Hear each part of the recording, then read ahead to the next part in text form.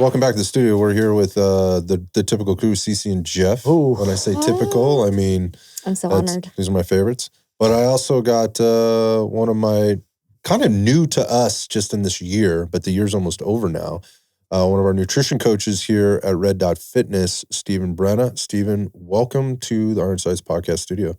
Thank you. It's a pleasure to be here, and I hope I'm an upcoming favorite. I hope I'm a prospect to become a favorite. So, and just being honest with everybody, like we actually just recorded another episode just prior to this, and the whole purpose of bringing Stephan in is because you can add so much to the table with regard to nutrition and supplementation, given your background, which I want to talk about.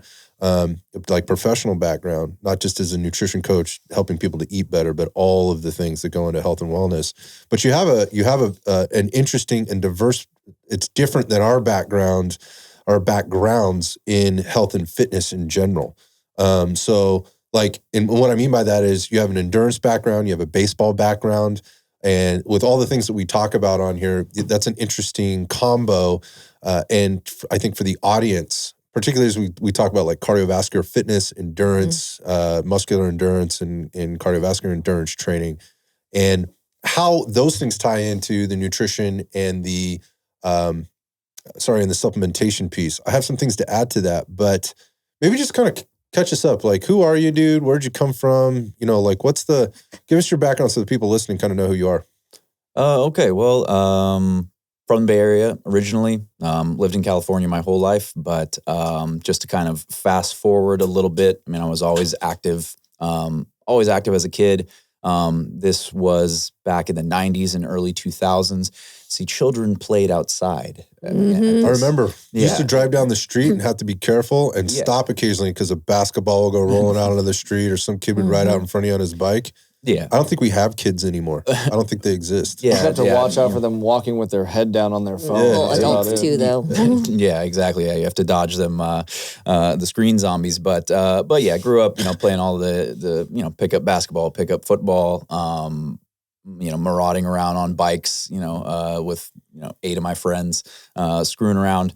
But baseball was really my main focus, my main passion, all growing up. For whatever reason, that was just the sport that I really took to. I had it all planned out. I wrote this all down in an assignment in 5th grade, that I was going to be playing baseball at Stanford, and then I was going to get drafted by the Giants. And then I was like, this is all I have to do is just living your best life. Yeah, I'm like, I'm good now when I'm 9. All I have to do is just keep playing, and that's just how it works, right? Yep. Nope. Just yeah. Fast forward to 16, 17. I'm like, well, maybe this isn't going to quite work out. As I had hoped. I didn't quite have a 5.3 GPA, and I hadn't discovered a new planet. So Stanford might have been. Stanford wasn't in the cards. At that point, I had actually considered kinesiology. In college. However, I did get an opportunity to continue playing baseball collegiately. Went to UC Santa Barbara. Not a bad second, man. And no, I didn't even really realize quite. I had never been there before. I had never. The mystique of it was actually kind of new to me. Dude, I have to be honest. Like, I know you're a Cal Poly guy. We haven't discussed how we need to fight. Oh, no, we don't. Because I used to drive down there all the time and get in all kinds of trouble down there. And Isla Vista, and Isla Vista down in Santa Barbara. But like, dude, I'll take the environment, the living, the education at Santa Barbara all day long over Stanford any day. Like, fuck Palo Alto. Like the east or the peninsula in the Bay Area right now is just so boring. Like going back to not discovering planets. That shit's boring to me, man. It's your college. Like you should be living life. And I don't know. There's too many nicer places in California to be hanging out than Santa Barbara, California, going to college. Talk about that. It was. It was breathtaking. It was. I used to call it the land of milk and honey. Because it was had a lot of other things. For a number of I know where the milk came from. Yeah, for a number of different reasons. It was definitely a good time. So tried my best to balance school, balance baseball as well as enjoying myself. And I think I was fairly successful. I graduated on time and Didn't get yourself into too much trouble. Well, it was maybe a couple run-ins, but I'm not going to. He's still here, so. I'm not going to suggest that you got it tied up with any of this. But when I was going to college, when I went to Cal Poly, Santa Barbara had made Playboy's like top 5 party schools in the United States of America during that time. So it had that distinction. And the other thing that it has, Isla Vista had I think was rated number 1 for most STDs per capita in the entire United States. Because all those kids were just getting down there. So when I said I used to go down there and party, I was hyper aware of what was going on down there and kept my shit together, right? Get my house in order. But if you wanted to get, I'd gotten a lot of other trouble down there, but not either of those I went two to the things. wrong school, man. So it was. I lit some couches on fire, maybe. Like there may have been. Oh, that's Chico style right there. Wow. There may have been some shit going on the beach. Jim Rome will say that was UCSB. Jim Rome. Gaucho alum Jim Rome talking about the couches burning. That was originated in Santa Barbara, but yeah, I definitely saw a few of those. Okay. So yeah, I did go to class actually most of the time.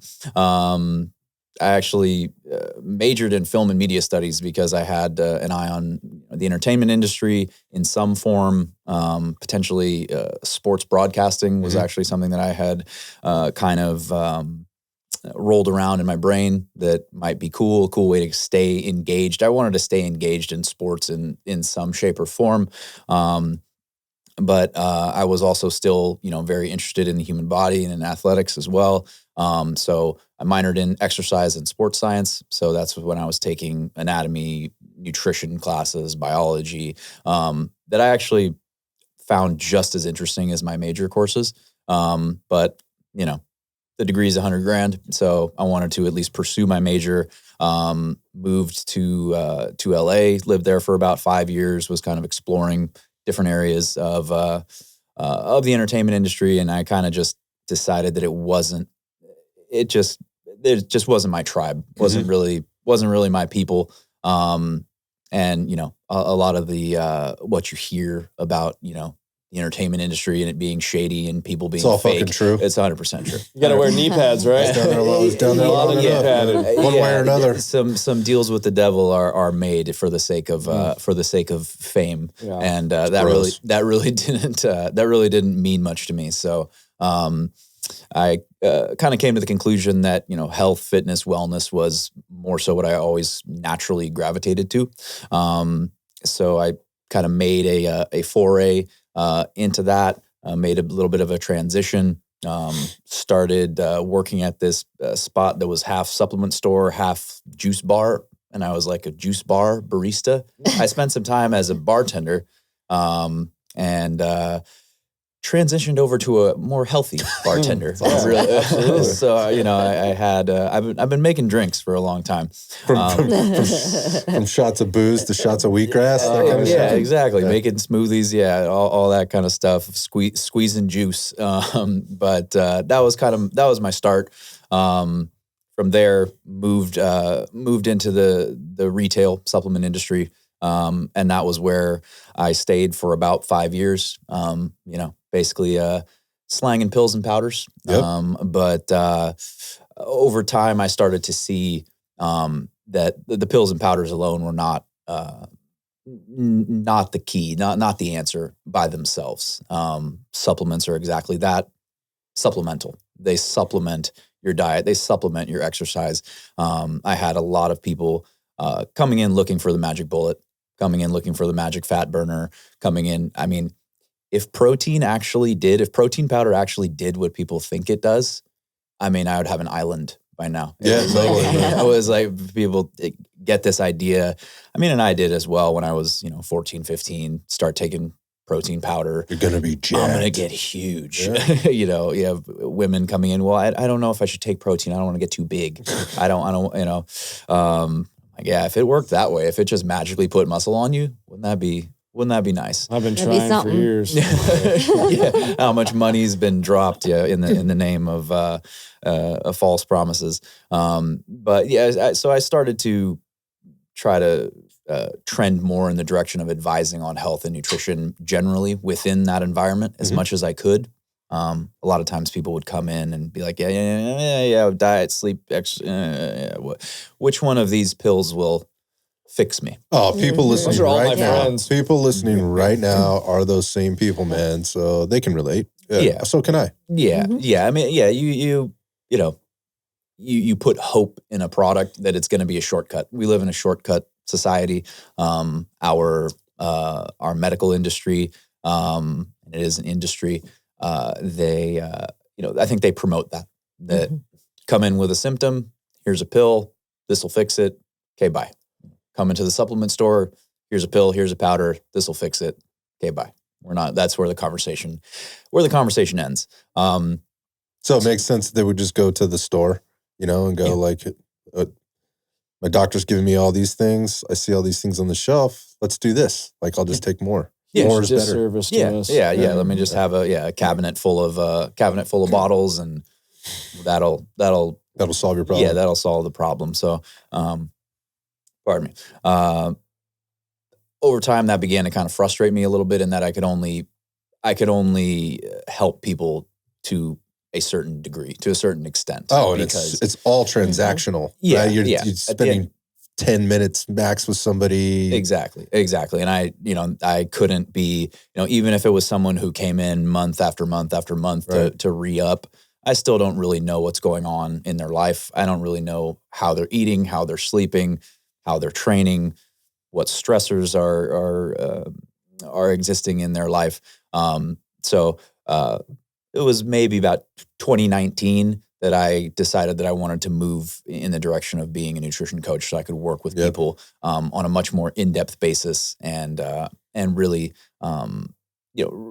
really have a much greater impact on their day-to-day life, and hopefully get them much better results than here's a stack of supplements. Yeah. It's interesting. Yeah, you said you mentioned so many things, and you said go back to like being a nutrition coach. I see you as more of like a lifestyle coach, and nutrition being part of that, right? Supplements being part of that, diet being part of that, exercise being part of that. Not to be redundant with the diet and nutrition piece, but they're interrelated, but they aren't the same thing for people listening. Excuse me. So, the lifestyle piece is really what it comes down to, and knowing that not one thing is going to change or make that better. It's a holistic approach to that really makes it better. And watching you operate here over the time that you've been here with us, I recognize you're really good at that, and you just articulated a lot of things just kind of in your own life and being able to see it. I wonder for you, like maybe you could talk a little bit about your what you did when baseball was over and what you're doing now in terms of your own fitness and what you do to stay busy there and stay fit, because you're in tremendous shape.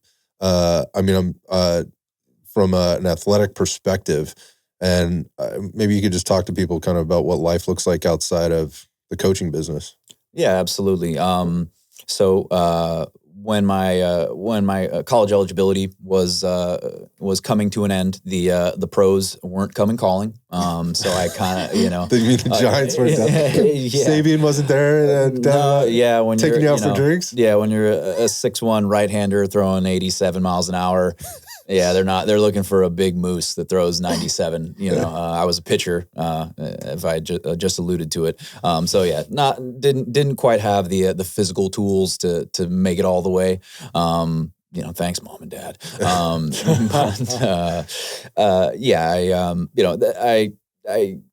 My baseball career ended, and then I was, in Los Angeles, exploring the entertainment industry, doing a few different things, doing some cool stuff, and still training. I was actually a commercial model, commercial actor, so there was some incentive to stay fit. So I was, still going to the gym regularly, still training regularly, but I got to a point where I was just getting bored. I'm a competitor. I like competition, and I was just kind of going through the motions with my training. Just, okay, I'm fit. Okay, I look good aesthetically. Why? But but the performance aspect was missing. So I always was I just had a natural affinity for running. I just enjoyed it. I hate you. That's something I always wanted to have an affinity for and love doing, and I never could get my head around it, no matter how much I practice or tried. I just not in me, man. Yeah, no, I'm definitely. That's a very common sentiment that I hear. Like, you do what? For how long? How much? So talk about a little this. bit crazy. Yeah, and I guess I do have a penchant for kind of pushing the envelope. So, I just kind of started running casually, started doing some kind of little local, 10Ks, things like that. And I was like, well, let's go a little further.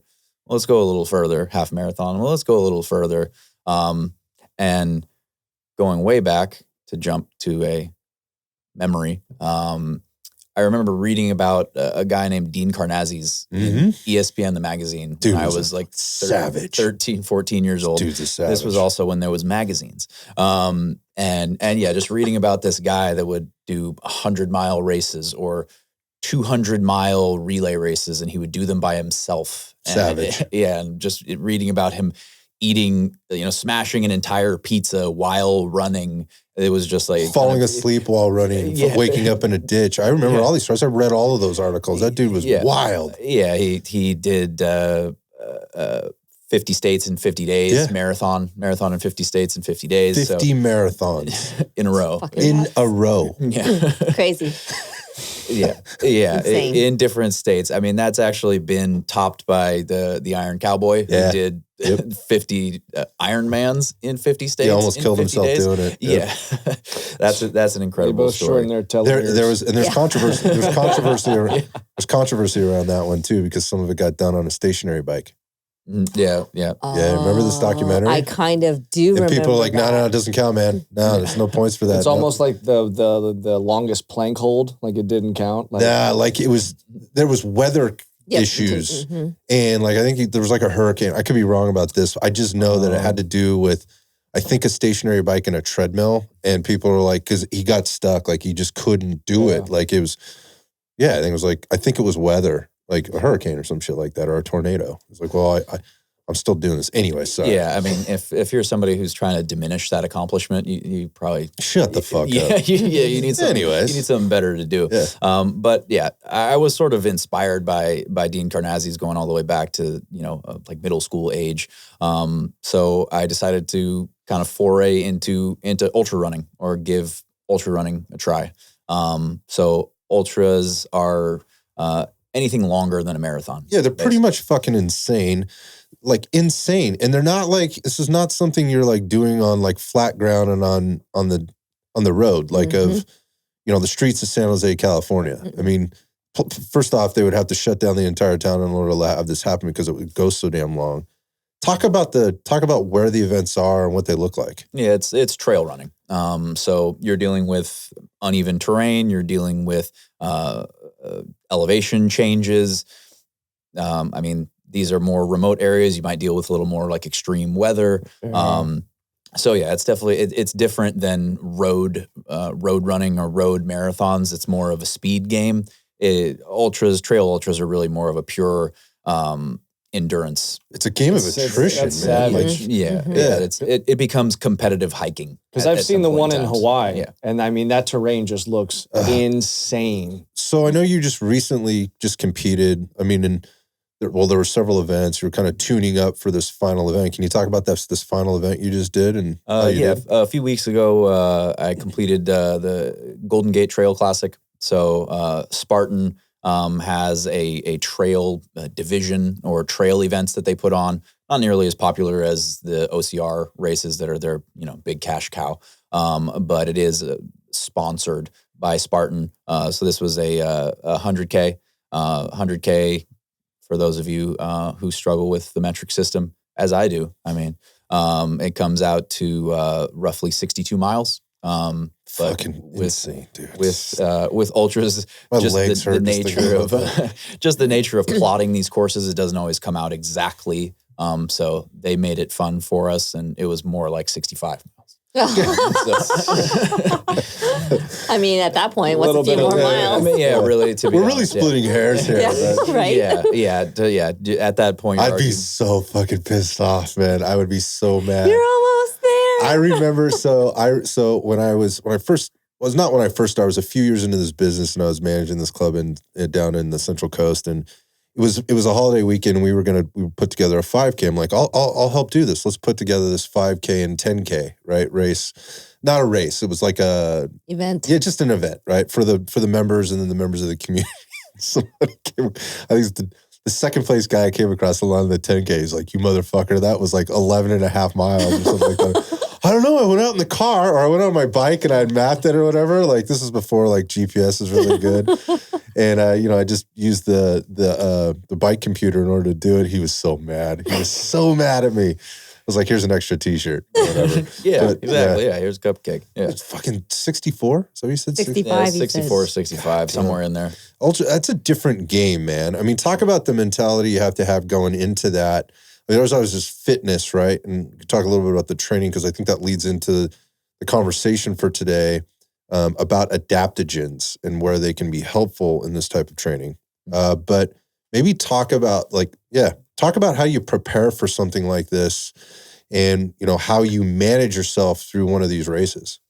Well, I mean, you got to be, you have to try to be, you got to be prepared to go all day. This race took me about 13 hours. So I was aiming more for 12, but I took a wrong turn. Maybe I went even longer than 65 miles. Navigating is part of it as well. Can relate to that. Yeah. Navigating it is part of it, looking for flags when you're in a whole system of trails. Well, the sun's not shining for 13 straight hours. Yeah. So this race also started in the dark. I had a headlamp issue. I had a headlamp miscue that came up, so I needed somebody else to be my eyes for a period until the sun came up. But you definitely have to, I was making sure, you got your pack, you have your hydration pack, you try to, have as much onboard fuel as possible. There are aid stations. So having an idea of how far you have to go to the next aid station is part of the strategy.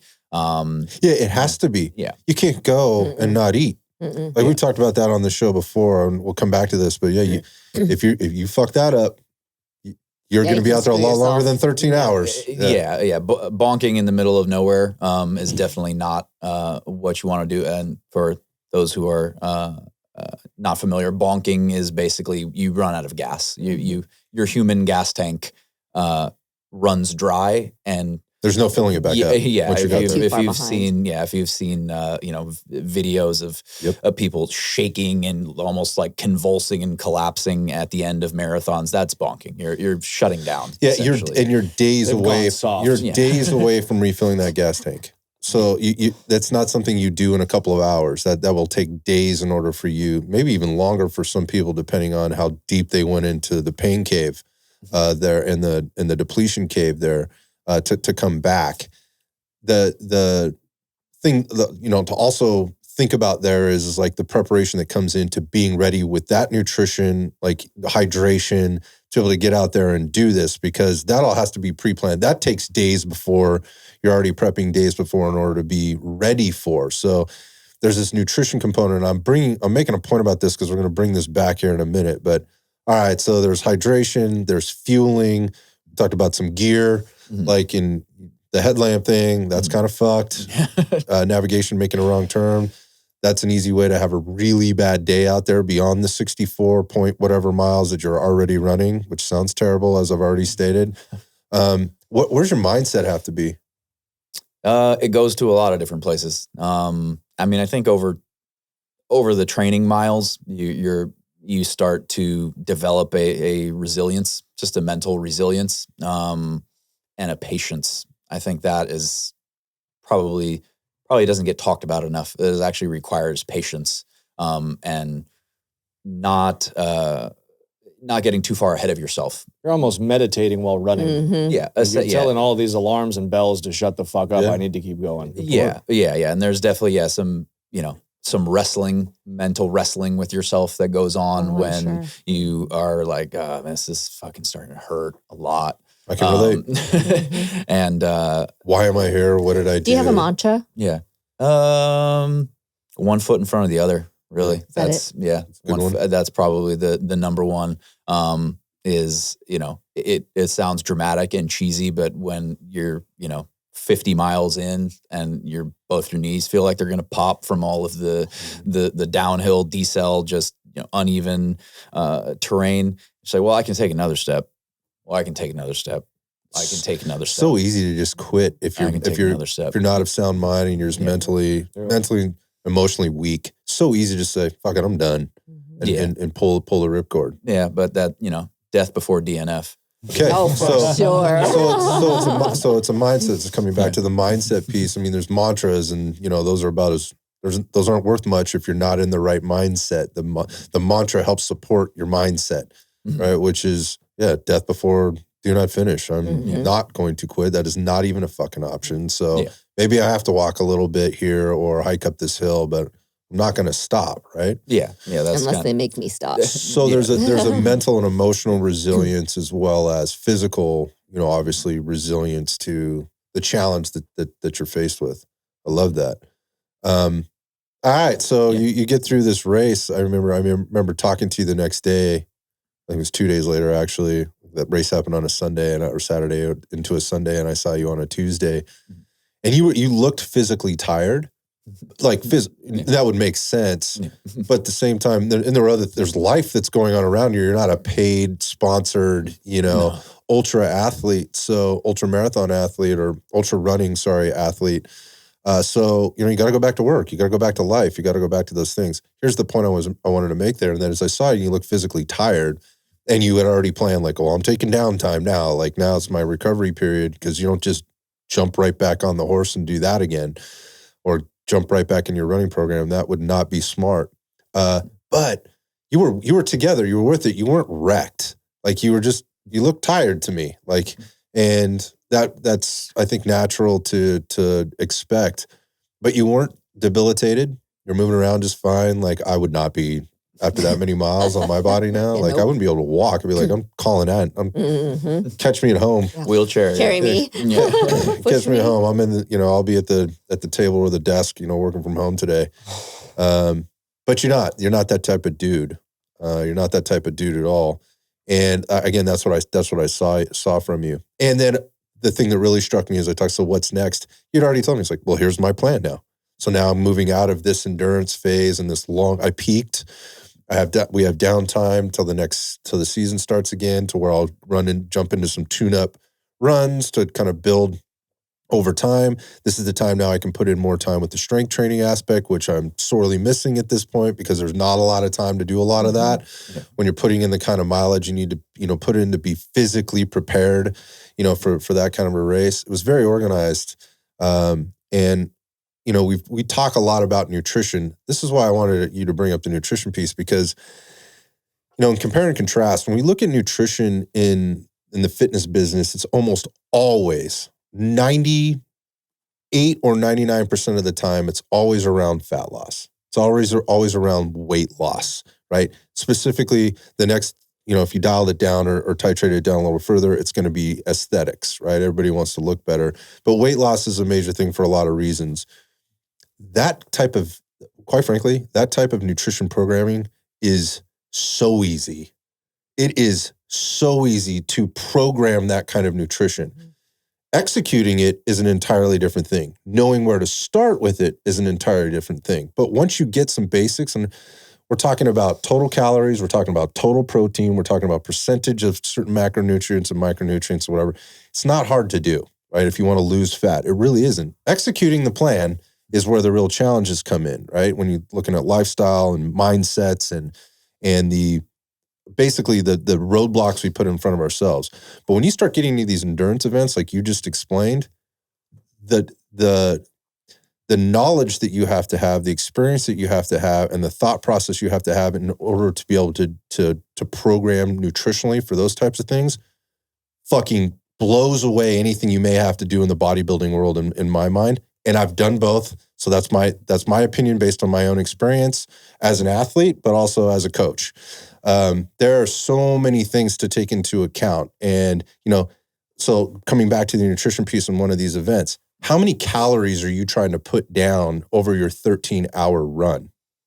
I mean, let's see. if I'm doing the math. Because we had this conversation, that's why I'm asking. I mean, somewhere hopefully in the range of like 2,500 to 30,000 calories.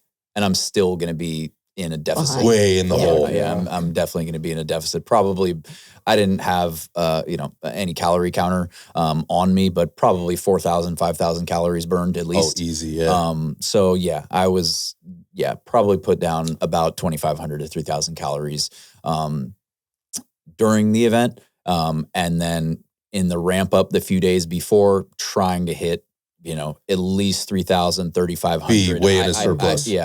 Ideally even up to 4,000 calories, which is a challenge, just consuming that much at, I'm not an overly huge guy. So putting down that amount of calories and trying to consume 500, 600 grams of carbs for at least 3 days. That's putting in work. Yeah. That is work. It's eating till you almost feel sick, pretty much. Trust me, we know that. Yeah. So it's like equivalent to a bulk. Similar to a bulk, but it's because you need your tank more than full going in. Yeah, instead of 2-hour workouts, you're talking about 4 or 5 hour workouts going into a 13-hour race, right? I mean, I don't know. What was the last run you did? I mean, it's hard just because life, and not being a sponsored athlete or anything like that. 21, 22 miles. Before the race. Yeah. Yeah, before the 64 and a half or whatever miles. That's a training run. To really basically a marathon. Yeah, to go out and run an ultra to prepare for an ultra. Yeah, you got to have a big base. You got to have a lot of time on your hands too, which, when you have work, you have life. But yeah, I mean, the idea is to try to train to be on your feet. That's really one of the biggest challenges is just like time on your feet and total volume and just preparing your body almost like structurally, and you guys could speak, much more in depth on that, just to be able to handle being on your feet that long. Absolutely, takes training. Takes time. Yeah, this is a good place to transition here because when you are trying to dial in things like that, and there's so little margin for error. I mean, you talked about like the headlamp goes down, you take a wrong turn.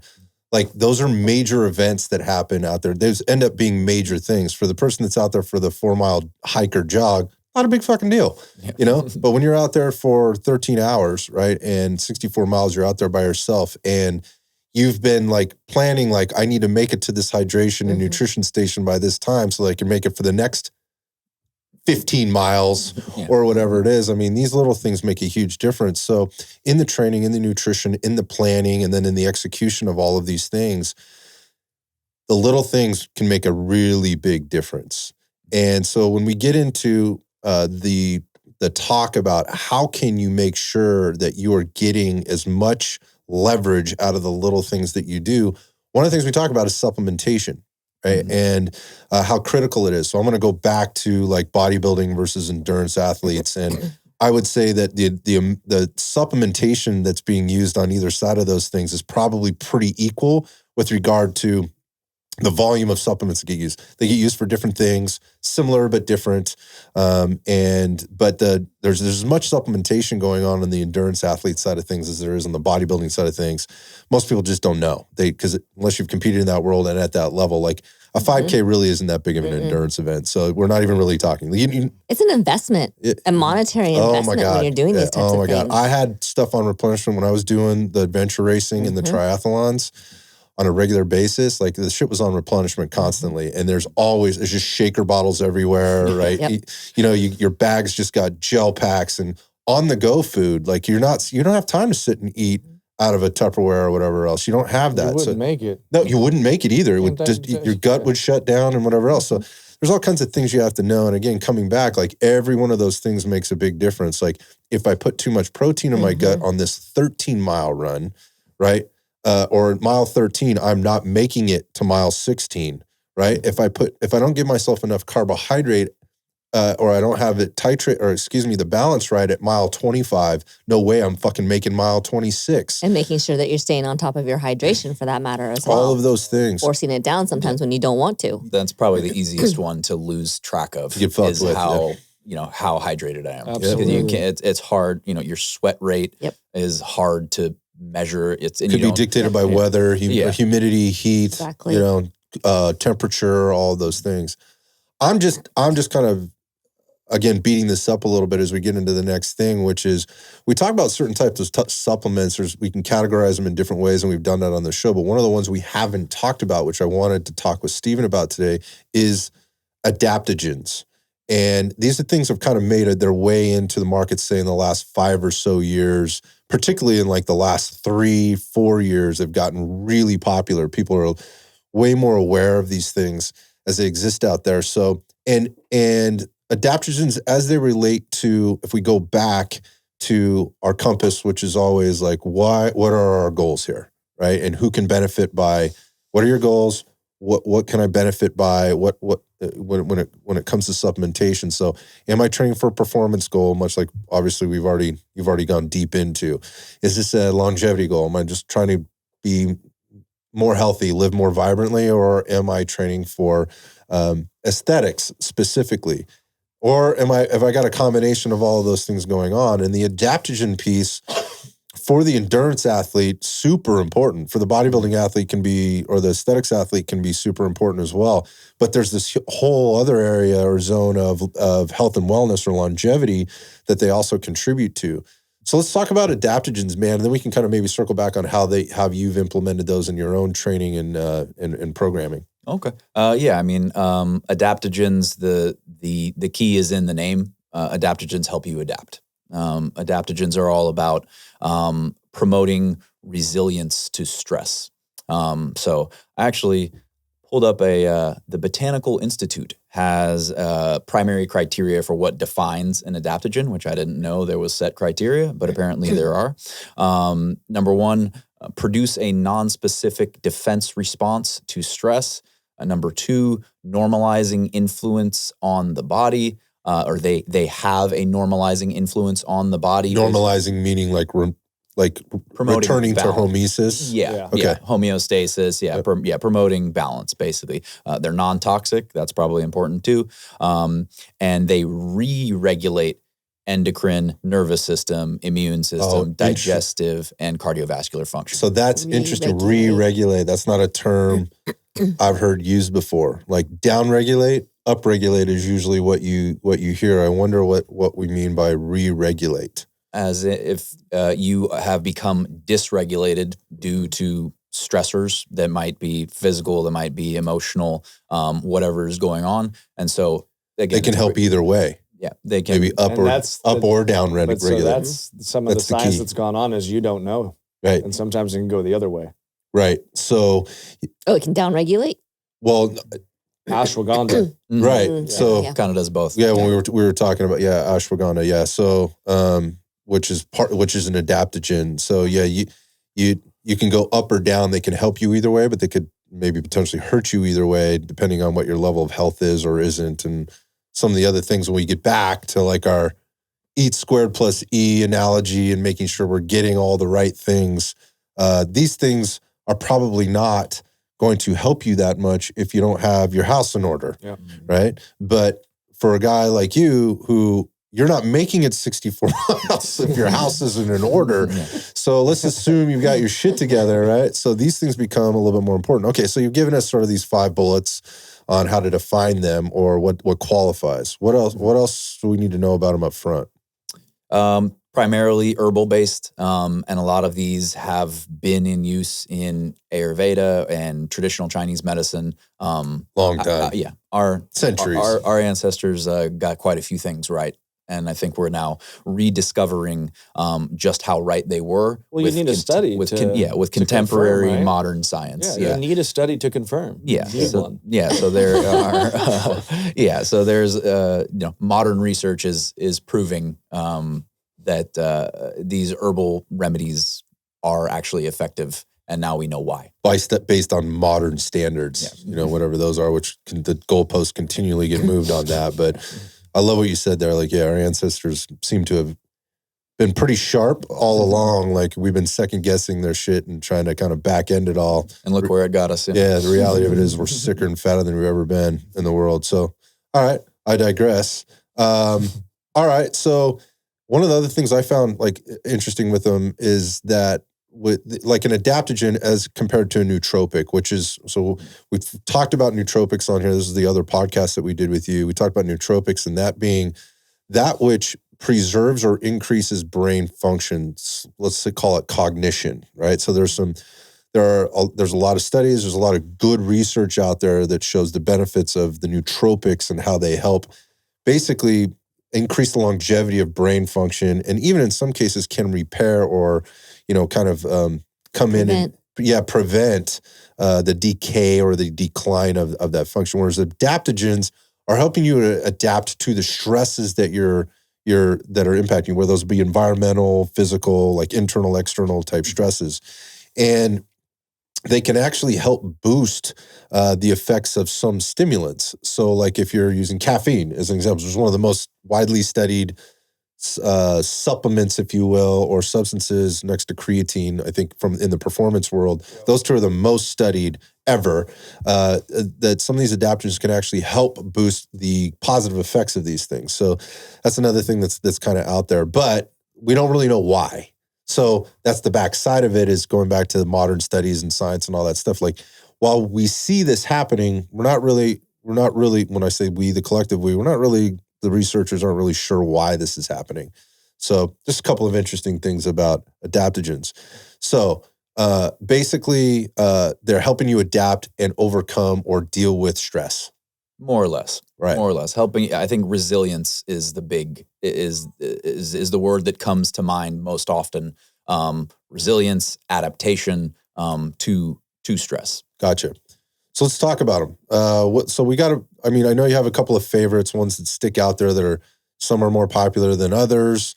Some people probably heard about them or they're seeing them on bottles and containers of things that they're already taking or thinking about taking. Where do you want to start? Well, I think we probably should start with the one that's become that's come to the forefront in the last couple of years that you're hearing a lot about. I think there was a TikTok phenomenon about it at one point in time. Ashwagandha. Okay. So ashwagandha, for good reason. It's very well studied. Its benefits are probably the most wide-ranging of any of the adaptogens.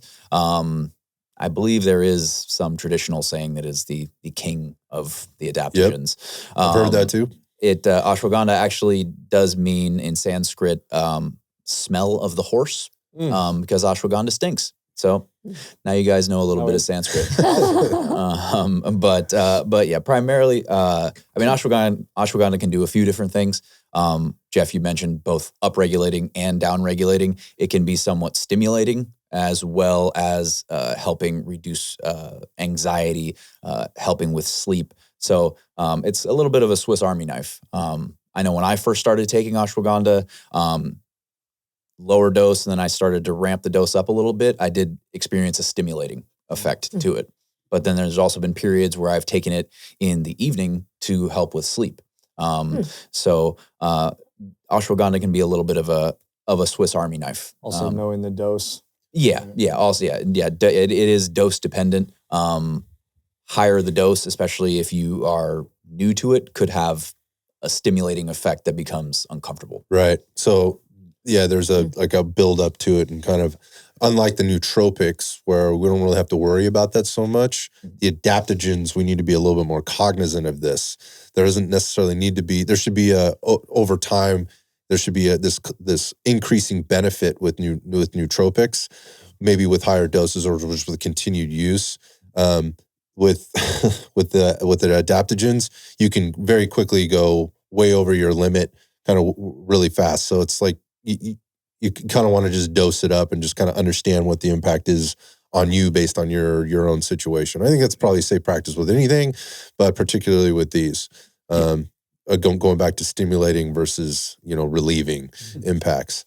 One of the other things with ashwagandha, I think where it became a little bit more mainstream, a lot of it had to do with reproductive type of health, hormone testosterone. Yeah. So if there's formulations out there where they're going to be like men's or male and females, like hormonal support or formulations from a supplement, or specifically like from a nutraceutical perspective, you're probably going to find ashwagandha in it. And again, that's because it is very well studied, and it does have, there's some really good studies and good information out there on it now. So could increase increase testosterone, which could be beneficial. But that's not always the case. So, you should know what you're getting yourself into. Just taking this stuff doesn't necessarily mean it's going to be beneficial for you. But I think that's where it kind of came into play. We started seeing it pop up in some of these like adrenal / hormonal support formulations as those got a little bit, going back maybe a couple of years, they got pretty popular. It's not super expensive. And so that was another thing, is like it was just getting added to shit because we can put that in there. There's not a lot of extra cost for us, but we can. I've seen it in water. Is that right? Really? Yeah. I think I don't remember the brand name, but I believe I was trying to think of it the whole time. I've seen that before as well. Probably a completely negible amount. Oh yeah, because it would taste like shit in there. Yeah, exactly. It would taste like the. No, you can't get close enough to even taste it. They call it like horsey is what they describe the smell as. Sea of the horse. Another thing with the ashwagandha from a performance perspective is there are studies around, there's research around it in terms of increasing or helping to sustain VO2 max. So from a cardiorespiratory perspective, VO2 max being the amount of oxygen I can take in and carry and process in my bloodstream through my cardiopulmonary system.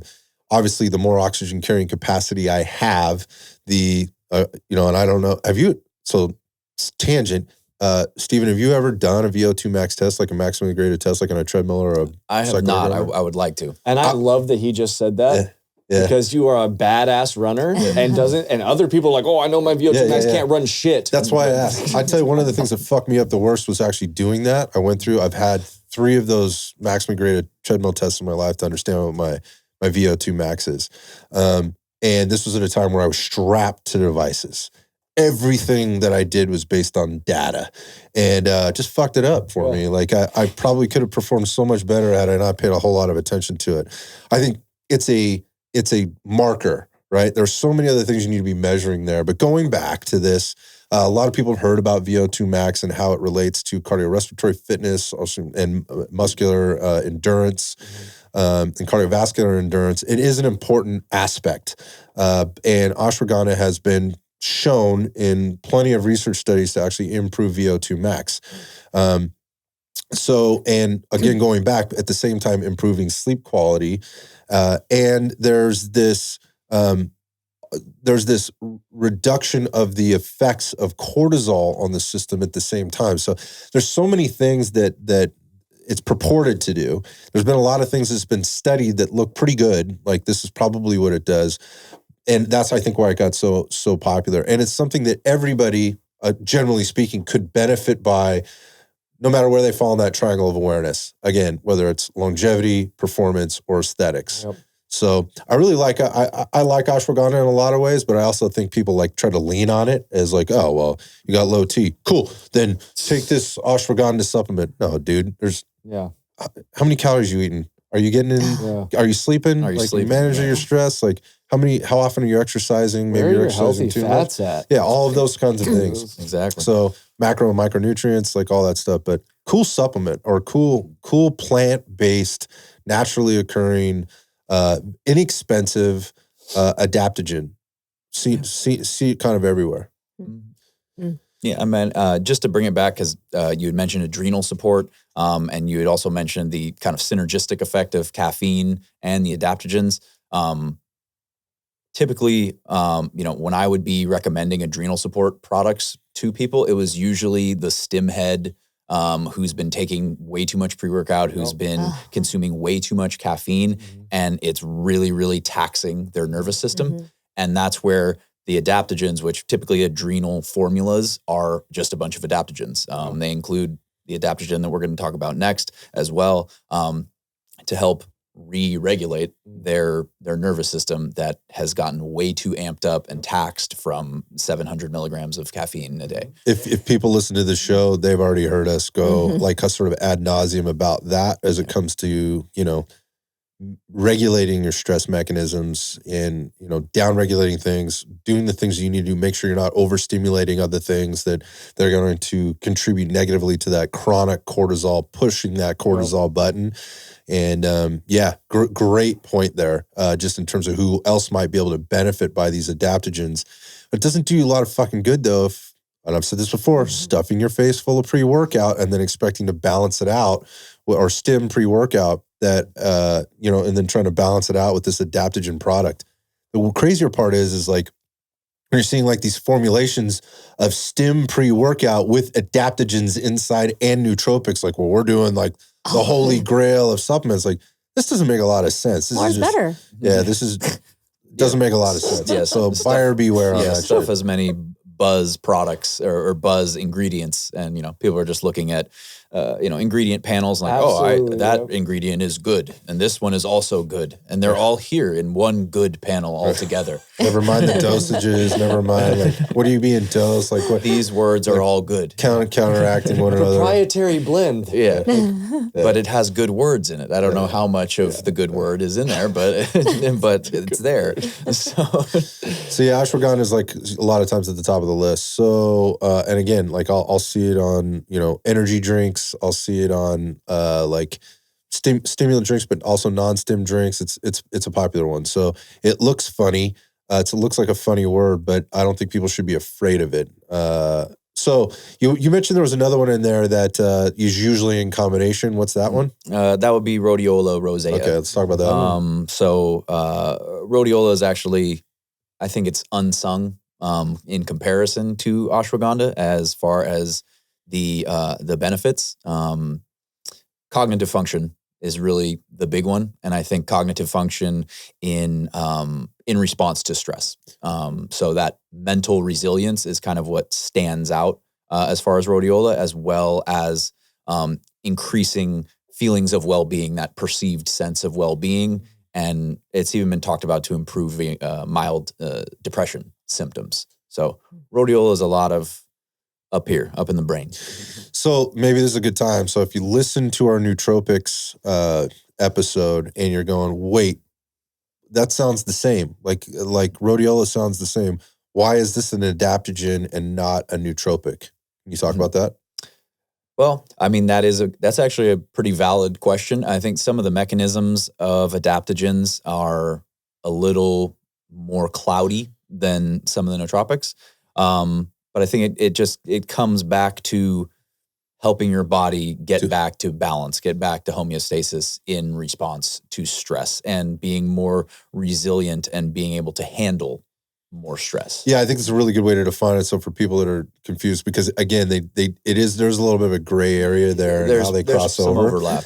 But the nootropics being more like, hey, these are going to help with cognitive function, right? And help you maybe be a little sharper, help you be able to map things a little bit differently or a little bit more clearly in your brain. Also help reduce that breakdown of proteins that cover the cellular structures of that nervous system. They can actually, in some cases, studies show that those nootropics can actually regenerate or help you grow more of those little nerve fibers, if you will, that help with that function and so forth. Versus this is not necessarily doing that. What it is helping you do is reduce dealing with the stresses that are coming at you on a daily basis, both environmental, internal, external, those kind of things. Helping you adapt. And exactly to your current situation. Yeah. And the big thing that you put in there at the end of that a second ago was that it helps you have like this greater sense of well-being. That's not what nootropics do. Like when we talked about nootropics, we talked about them like, hey, if you're a little sharper, you might have a little bit more confidence. And that might, in a sense, give you that sense of well-being. Secondary benefit. As a secondary benefit, where this would be more of a primary benefit with the rhodiola. With adaptogens, would you cycle them? Whereas with the nootropics, you wouldn't necessarily cycle them?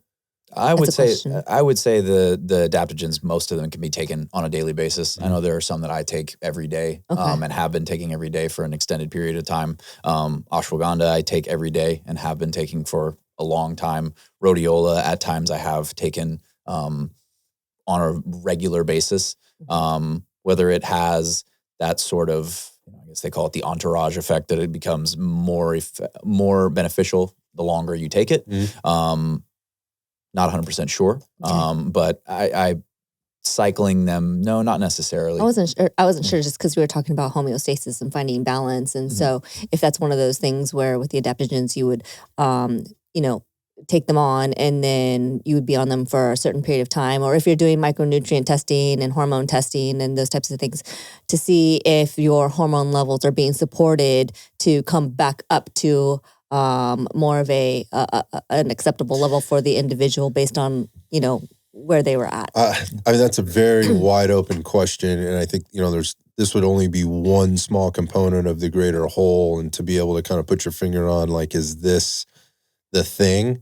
I don't think you could ever do that, but you could say, like, this is in combination with the other things I'm doing. I am getting and feeling like I'm getting this benefit out of it. And I'll continue to make this investment in this product, or, the time and energy to get this in my system. Could probably do that. I mean, that would be kind of my take on that. But going back to like the how often do you take it? Is this, how are you onboarding this stuff? Do you cycle it? Again, at risk of being a little bit redundant from the other episode, we talked about this, these combinations of these things and being put into certain other supplements. They're like added in, right? Like, and so how are you onboarding it? And how's the interplay between the two? Yes. Right? So like, again, we've used the pre-workout one as kind of one of those, because it's so popular. Again, you go into the supplement store. That's the biggest one popping off. So much money in that. I mean, there's 200, supplements on the shelf when you go in there. They're all pre-workouts, whether it's stim or not. And these things are involved in them, but you take your pre-workout on workout days, right? And sometimes you only take it when you feel like you need it, and sometimes you forget it, and it's not part of your daily ritual, right? It's not part of your, it's not habitual. At least it shouldn't be. Outside of that, right? Versus these things should be part of your daily routine. Like, it's just like taking your multivitamin or, whatever, right? Whatever you're doing in your, I don't want to go down that list of, that's a rabbit hole. But whatever you're doing in your daily routine or habits in order to take care of your health and fitness, particularly from a supplementation perspective, this should be part of the daily plan. The other part of that is that and again, a little bit of redundancy, but you mentioned this, Jeff, before, and that is taking these things today and expecting an effect today. No, doesn't work like that. You might.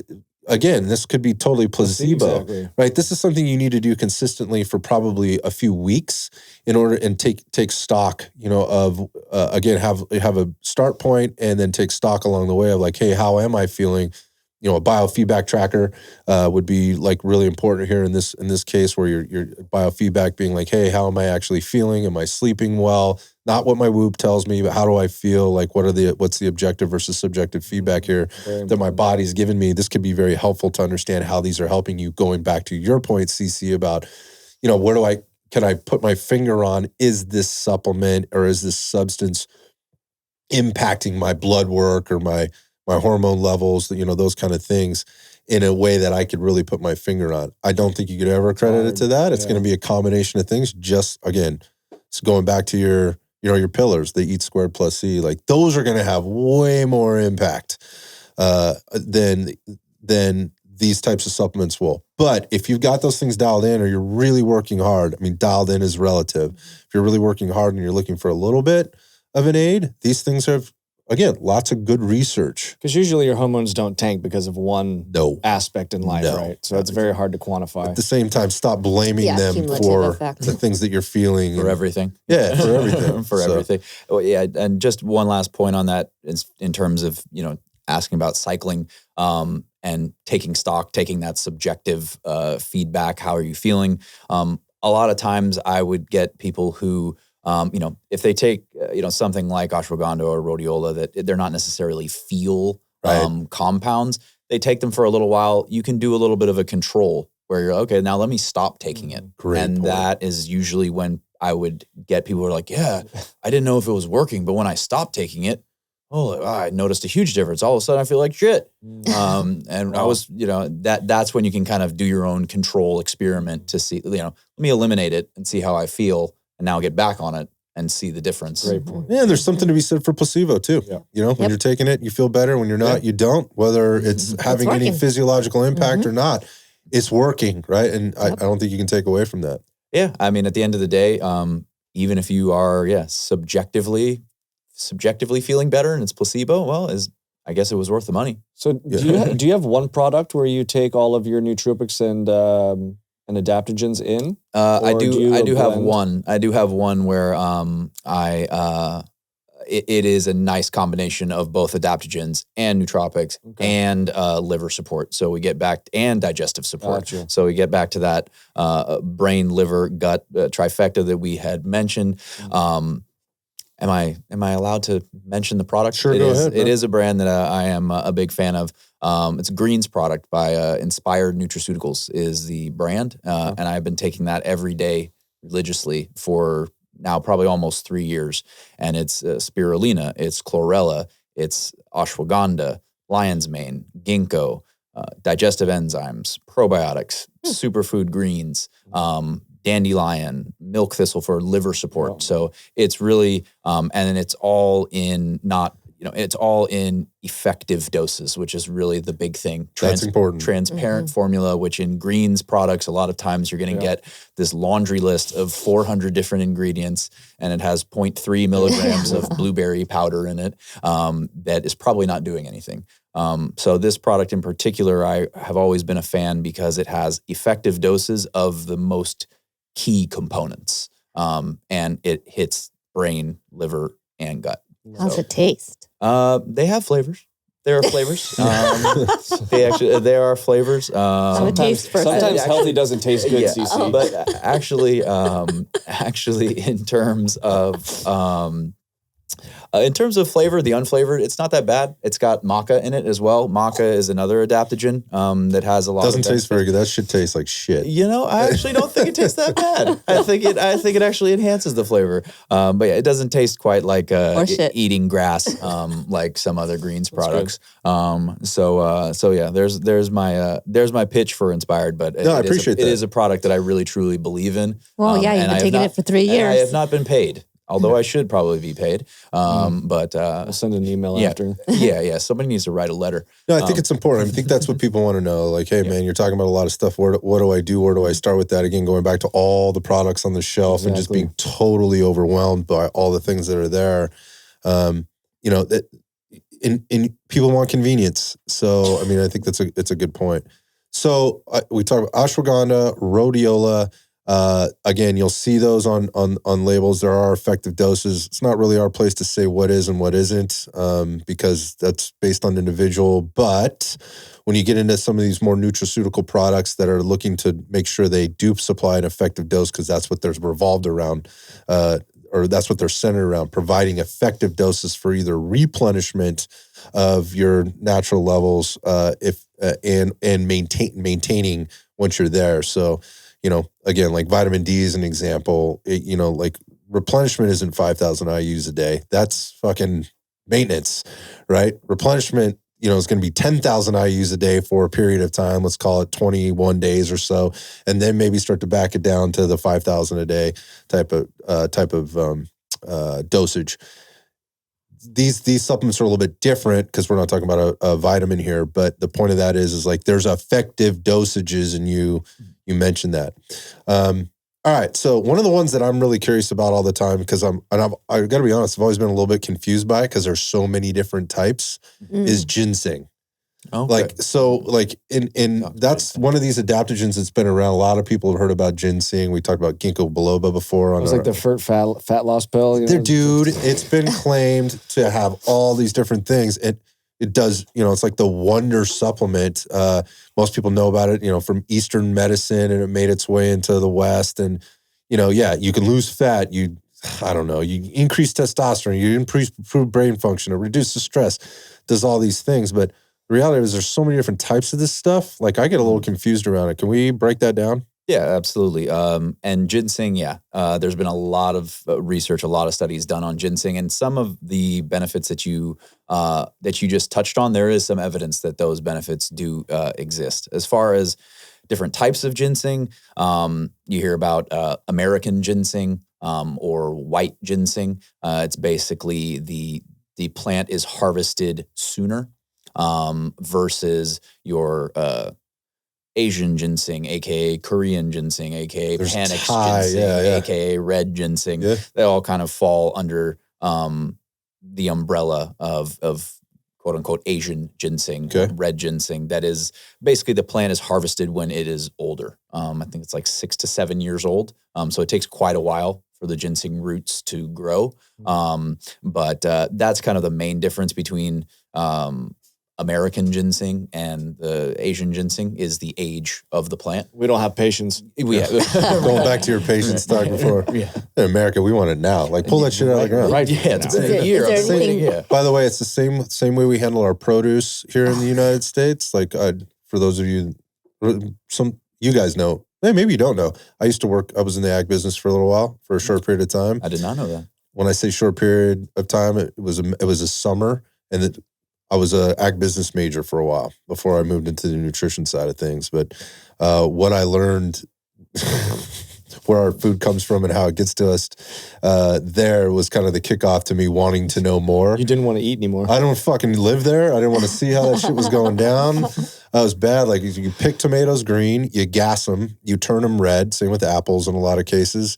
They're picked so that they can be harvested early, right? And they can survive transport and then survive shelf life before, 8 weeks later when they finally make it to the produce section of your supermarket, they finally look good after they've been waxed and whatever else. Polished up, Yeah, polished tastes up. good. Yeah, it's like it's a whole illusion. Anyway, the point of this is like we pick shit early here all the time. We don't get fresh unless you're going to like farmers market or something like that and getting like locally hand-picked produce. You're getting something that's probably been gassed or fucked around with. Yeah. So makes perfect sense that here in America we would pick ginseng before it was mature enough to probably provide the same type of benefits that some of these other ginseng places that ginseng comes from in the world.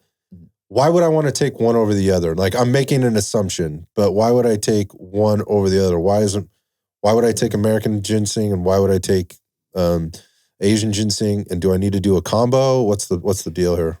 I mean, from my perspective, there's not really much need to take the American ginseng versus the red ginseng or Panax ginseng. The older root seems to have more benefit. I was wondering if it had more Makes like sense. potency to it. Yeah, higher potency. It's matured. If they've been doing that for thousands of years over there, it's probably the best way to do it. Yeah, Right? yeah. I think that's also kind of a safe assumption to make. They're probably, we could probably dive in a little bit deeper as far as the real differences. But I tend to lean towards the red ginseng. Fair enough. There's also honorable mention to Siberian ginseng, which actually isn't ginseng. It's a different adaptogenic herb called eleuthero. No shit. Yeah. I didn't. So I knew about eleuthero and I knew about Siberian ginseng. I had no idea that thing. they were the same thing. Yep. Same thing. Wow. Yeah. So that can be confusing for people as well. Siberian ginseng, they're very similar in their benefits. So Well, talk about those one more time. So, I mean, I kind of just breezed over them, but what are the benefits of supplementing with ginseng? there's quite a few. Cognitive function, that's a big one. It's antioxidant properties are really the kind of the crux of how it's beneficial in general. Antioxidant, anti-inflammatory. So helps improve cognitive function. It can also help improve your blood pressure. That's a benefit that's been fairly extensively That's been pretty studied. well researched. Yes. Yeah. Your mental energy focus. Ginseng is something that I would often recommend people who are, I used to fucking hate this question. I need more energy. I'm tired. Like, Give me a pill.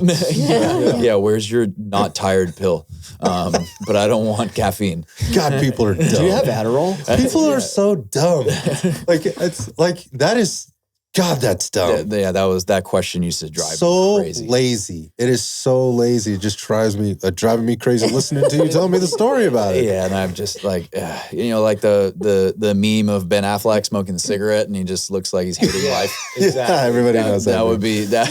Yeah, that would be me when. Oh no, you didn't. I'm tired. I need energy. Yeah, get the fuck out of here. All right. Well, there's 75 reasons why you're probably tired, but you just want a product. Slap a Band-Aid on it. Go get some meth, man. You won't be tired. Yeah, right. Go down to the Arena Hotel right here. They got you. You'll be on one. But ginseng would typically be something that I would recommend for people who wanted a little bit of a boost, but were looking for non-stimulant or no caffeine. Did they ever come back and was like, dude, that was awesome? I mean, a lot of times the men would come back saying, yeah, it was awesome, but not exactly for the reasons energy based. I mean, energy in other areas. So this goes back to why it got so popular. And this is what I was trying to mention before, with like testosterone production and so sexual energy. And just, again, that sense of well-being, going back to cognitive function and male sexual performance is kind of libido. Definitely. It got big. So any male libido products or like hormonal support, like adaptogenic and adrenal / hormonal support formulations, you're gonna find ginseng in there. And what you're saying is look for the panics or Asian ginsengs in those types of things. Those are probably the better. Or Eleuthero. They're similar, comparable. Even though it's technically not ginseng, Siberian ginseng or Eleuthero, similar benefits. And as far as weight loss, this was actually something that in preparing for this episode, I didn't really know. There is some evidence that ginseng might support nutrient partitioning or improving your blood sugar via nutrient partitioning, basically by facilitating your muscles taking in carbohydrates for performance. So if there are weight loss benefits, maybe it's because it is improving your glucose metabolism. Interesting. Very interesting. Yeah. I mean, I love that this stuff is being studied more. I love that it's out there. I mean, we've worked with and still do with many nutraceutical companies. We've talked with a ton of them.